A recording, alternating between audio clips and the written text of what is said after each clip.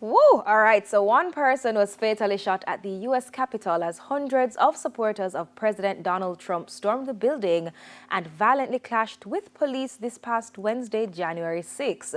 At the time, Congress was meeting to vote and confirm Joe Biden's presidential win in the 2020 elections. Jaja, a wagwana foreign, as people would say, or people are saying, right? Yeah, a lot has been going on, and does this show this? I think this just shows the state of the United States right now. It's the disunited states, or ununited states, or whatever it is. Because to me, what I saw in the images, Right. I remembered what I learned in history about the Civil War.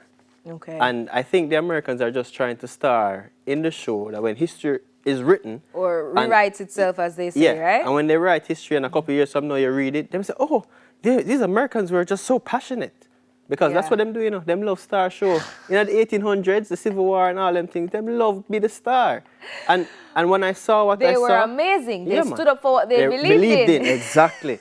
But when it's black people standing up and marching, it's a protest, and it's interesting that you say that, because a number of celebrities have been coming out. They have been talking. They have been actually saying that if it was not quote unquote like white Americans, then the script would have been flipped, like totally different. It would be a totally different reaction from the police, total different reaction from law enforcement, and that kind of thing. Yeah. So it makes you think, and it makes you wonder, what kind of world are we really living in right now, especially as people of color? Tell you, a man said, he cannot act like a raging lunatic because that's a white man's privilege.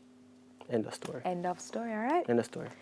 And still, on the affairs of the United States, Democrats won both Georgia Senate seats and with them the U.S. Senate majority, as final votes were counted this past Wednesday, solidifying President Donald Trump's defeat and dramatically improving the fate of President-elect Joe Biden's progressive agenda. And there ends that for me, because to be honest, Talia, a lot of things need to change. And I don't see how Joe Biden going into power will change it, because some of the same people will still live in America. The same ideologies will still be there. Same mindset. They just won't be egged on by a president, but he'll still be there. Yeah, and with possibly such an outspoken president anymore, especially on social media. Yeah. You know, when it comes to social media, at the snap of your finger, at the click of a button, it's viral. Yeah, Trump it doesn't matter, because him just take up his phone and just tweet something. So they won't be buoyed by a president who's as vocal as that. But a lot of things I don't think will change. That's how I look at it. Not gonna change. Well, we'll see what happens on the next episode of the United States of America.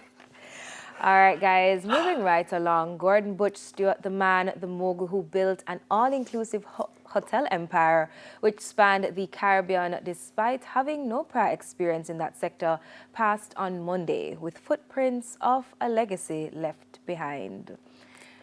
First things first, may his soul rest in peace. And, we send our condolences to his family, his close friends, and I mean, it has been reported that he was ill, but he chose to keep it private, which is fine, I think everyone is entitled to that. As much as a public figure you are, you're still entitled to your privacy and what you choose to share with the public, and that is totally fine. So it is okay if he opted to keep that part to him and those close to him. And I agree with that, because as much as he was a celebrity and he had impacted plenty of lives, but as it goes, when you live your life, as long as he has lived his life, people will be divided in opinions. But he lived a full life. He contributed immensely to our tourism sector. Yeah, not only tourism, but business, entrepreneurship, providing jobs, you name it.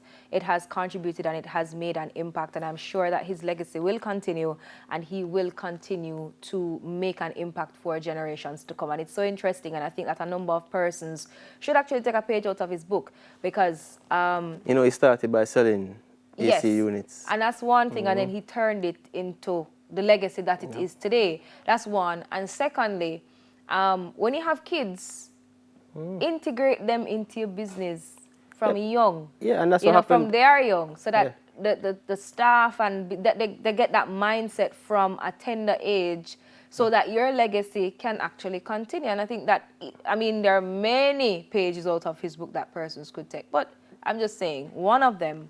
Yeah, for sure. And that's what his mother did with him. Right. You know, he growing up in Ocherius, his mother, you know, she brought him along with everything that he did, and he spoke about it. Yeah. And he spoke about the impact that had on him. You know, his father was a radio technician, you know, so he knew what it felt like to work hard. So you're right. And I don't think we do that a lot in Jamaica.